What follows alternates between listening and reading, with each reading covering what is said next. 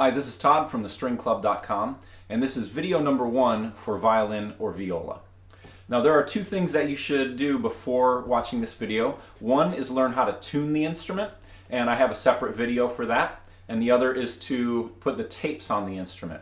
There's also a video for that, so please watch those videos and put the tapes on first before watching this one. As we go, I'll want you to play along, and of course we want the sound to be the same as we go. Otherwise it can be kind of confusing. There's also a printout that you can make if you want to have a hard copy and follow along with this. Feel free to do that, or just look at it on your computer. There is a chart that shows the string names. You should be very familiar with those, or refer to the chart as we talk. So on that chart, the letters up at the top are the string, and then the letters down below are the note that would happen if you push your fingers down. So let's take a look at the A string, for example. Find the A at the top. For violin, it's the second one from the right, and for the viola, it's the one on the right. And it's the thinnest one on the viola, second thinnest one on the violin. So that says A up at the top, and then you'll see the line going across. That means when you push your finger on that line, on that string, it'll make the note B. If you push your finger on the second tape, it'll make C, third is D, and 4 is E. Now for some of you that know how to read music already and you know about sharps and flats, you may actually know that the second finger is actually what we call a C sharp, but I purposely don't want to confuse anyone with that right now. We'll talk about sharps and flats later. For now, let's just call that C to keep it simple. The musical alphabet uses the letters A through G and then repeats over and over and over. So on that string, it starts A, it goes B, C, D, E, and if we added fingers, it would go F, G, and then cycle back to A. B, C, D, E, F, G, A, and so forth. So the alphabet goes forward as you go higher in pitch, and it goes backwards as you go lower in pitch. So let's talk about holding the instrument properly. First, we're going to play in something called guitar position. This is fairly easy to learn, and we can get started right away. That's why I always like teaching guitar position first. Of course, violin and viola are played up on the shoulder, and we will learn this quickly, but guitar position gets you going faster, learning the notes and how to use the left hand. So that's why I prefer this. You can play your instrument either seated or standing. If you're seated, make sure that you're on the edge of the chair, your feet are flat, and your back is nice and straight. We want very good posture as we play. It's actually very important. Make sure that you're never leaning to one side or twisting or hunching forward or anything like that. Avoid any posture that creates any tension in your body. It should feel very relaxed and loose. For guitar position, hold the instrument with the neck pointing to the left and set this part on your right leg, and then bring the instrument flat against your stomach. The neck can then rest on the side of your left hand. To support the instrument, we can use our right arm, right forearm, and lay it across the body of the instrument, roughly about where the chin rest is. So like that.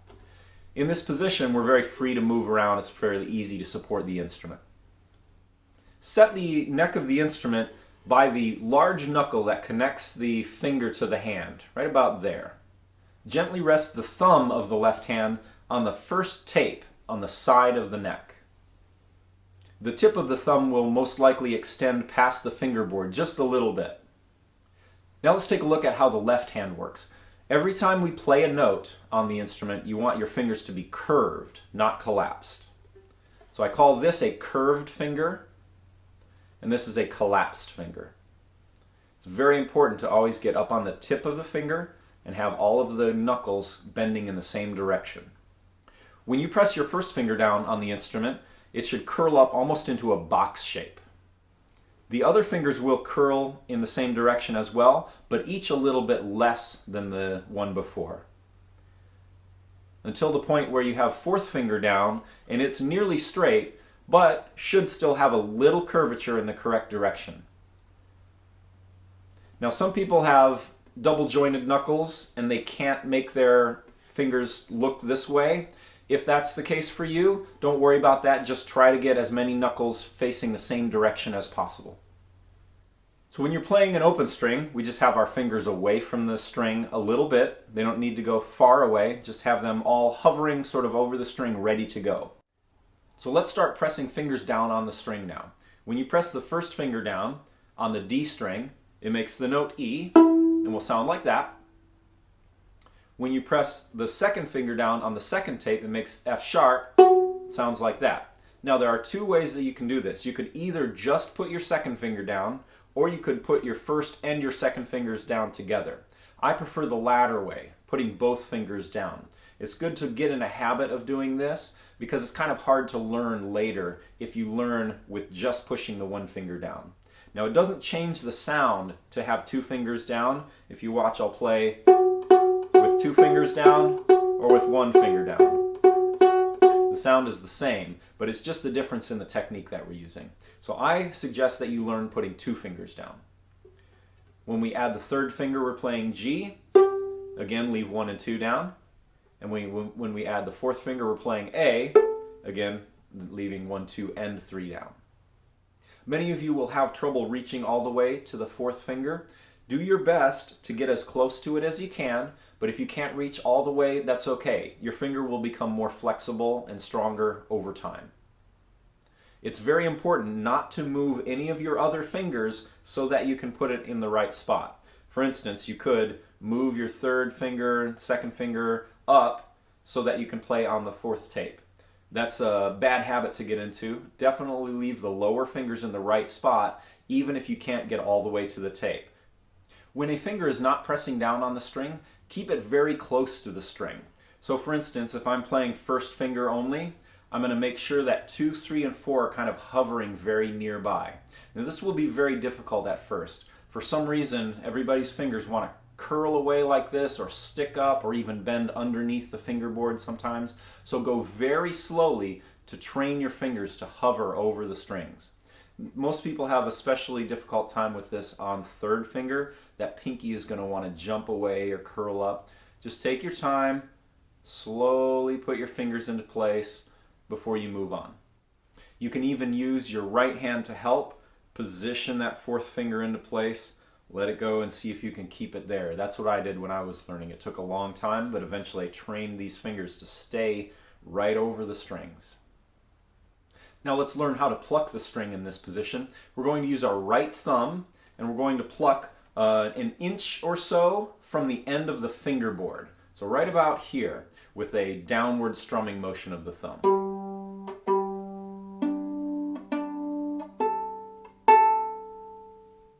As you start plucking notes, experiment with how hard you have to push down with your finger to get a good musical sound.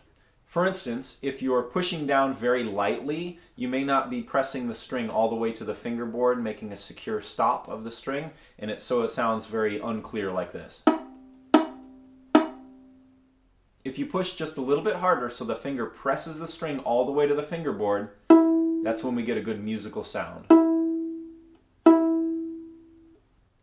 Now you can increase the strength that you push the finger down, but it won't change the sound at all. It's just wasting energy and it will make you tired right away. So over time, try to develop the sensitivity for how hard you have to push down to make a good sound and do only that amount and no more. The harder you push down, the slower you'll go and the faster you'll tire out. When we use our fingers or thumb of our right hand to pluck the string, that's called pizzicato, and sometimes we call that pits for short. So now we're ready for our first exercise on the violin or the viola. So find your D string. For me, on this viola, it's the second thinnest string. For those of you with a violin, it's the second thickest string, right here. And let's look at the two-note finger pattern exercise. Now the way I've written this exercise is in sort of a shorthand or kind of like guitar tablature because it's very easy to learn. Eventually we'll learn how to read sheet music, but this is a great way to get started. Notice that it says a letter and then has some numbers that follow it.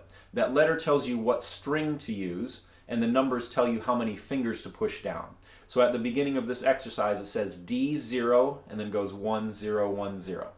So what that means is we pluck the D string with no fingers, then 1, then 0, then 1, 0, 1. Once you've done that, there's a little gap there, so just take a moment. And then it says 1, 2, back and forth. Then 2, 3.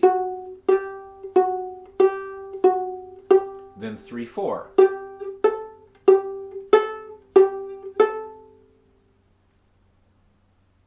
I'd like you to play this exercise very slowly and think about all of the rules that we just talked about. This is the place that we get to apply everything that we just learned. So first of all, make sure you're plucking with your thumb, moving in a downward motion about an inch or so from the end of the fingerboard. Check in on that. And then there are a lot of specifics that we need to think about the left hand. First of all, when you use a finger, make sure it's pressing exactly on the tape. Close isn't close enough. This will not sound right. This will not sound right, but this will. Make sure that you're up on the fingertip and that first finger is in a good box-like shape and that the rest of the fingers are hovering nearby. Go as slow as you need to make the hand do that. When you add second finger, make sure that the first finger stays down and you're still following all of the other rules that we talked about. Then the exercise goes to the A string, so go ahead and complete that. You may discover that you have to curl up your fingers a little more sharply to do it on the A string. So play as slowly as you need to use correct technique, and later on we will speed up to develop the speed and coordination between our fingers. So now let's play the D major scale. Starts on the D string with 0 fingers. 1, 2, 3. Then we switch over to the A string. We do not play 4 on this one. We're going to go to the open A string. 1, 2, 3. Now repeat the 3. Back to 2. And especially right there, watch your fingers. Make sure they don't jump far away. Keep them close. 1, 0.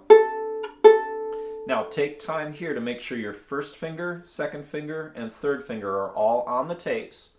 Then pluck. 3, 2, 1, 0. Again, take your time to make sure that your fingers are staying close, that they're exactly on the tapes, and that you have multiple fingers down when needed. So with just those skills that we've developed, you're ready to start playing simple songs on the violin or the viola. Our first example is Twinkle Twinkle. It's written out in the same tablature format, so it will be very easy to learn. We start with 2 open D strings, remembering to keep your fingers close to the strings. Then 2 open A strings. Then push your first finger down on the A string, back to open A string. Now here's the hard spot. Make sure you push your first finger, second finger, and third finger all on their tapes on the D string before you pluck. 2, 1, 0. Go ahead and complete that song following the format as printed.